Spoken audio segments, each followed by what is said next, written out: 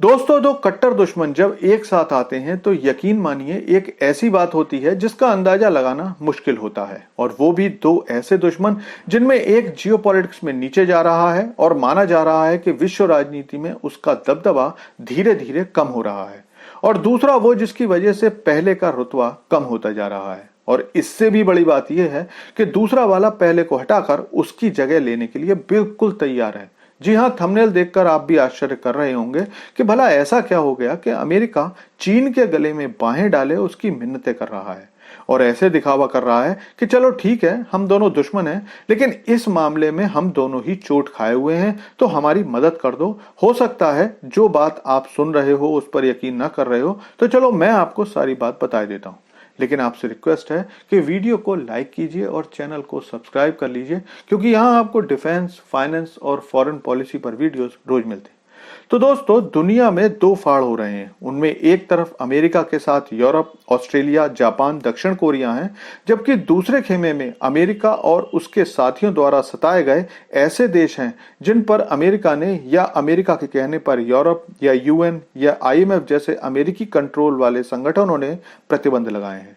इस दूसरे गुट में रूस, चीन, ईरान, उत्तर कोरिया जैसे देश हैं जो एक साथ आकर अब अमेरिकी गुट से ज्यादा मजबूत दिखाई देते हैं। लेकिन इन दोनों संगठनों में अंतर यह है कि अमेरिका के जितने भी मित्र देश हैं वो अमेरिका के डर से अमेरिका के साथ हैं, और रूस चीन का साथ देने वाले खुद इस गुट में शामिल हुए हैं।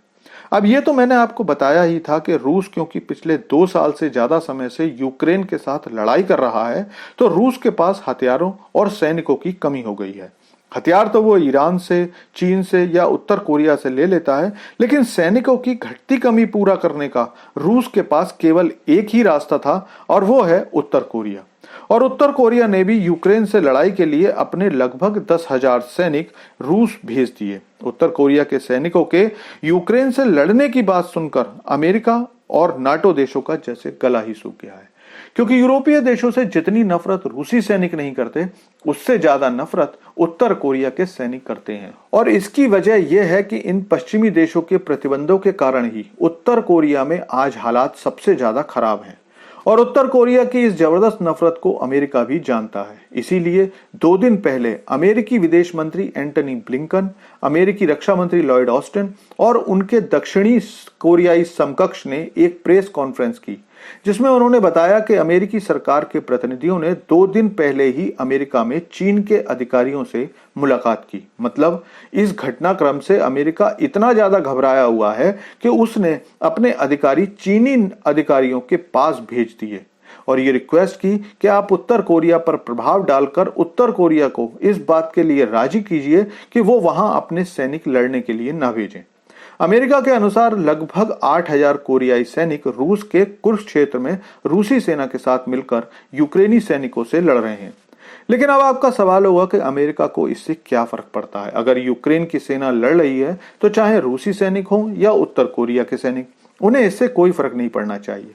तो दोस्तों, इस बात से केवल अमेरिका या नाटो को ही नहीं, बल्कि सबसे ज्यादा असर पड़ता है दक्षिण कोरिया को।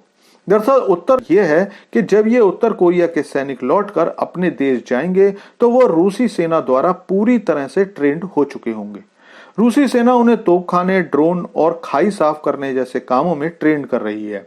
और अगर इस लड़ाई से 4-6 हजार सैनिक लौटकर वापस जाते हैं तो वो बाकी सेना को भी ट्रेनिंग दे सकते हैं। इससे न केवल दक्षिण कोरिया बल्कि अमेरिका के दूसरे सबसे नजदीकी एलाई जापान को भी खतरा होगा, जिसके बाद अमेरिका को एक और हिस्से में अपनी सेना भेजकर इन दोनों देशों की मदद करनी होगी।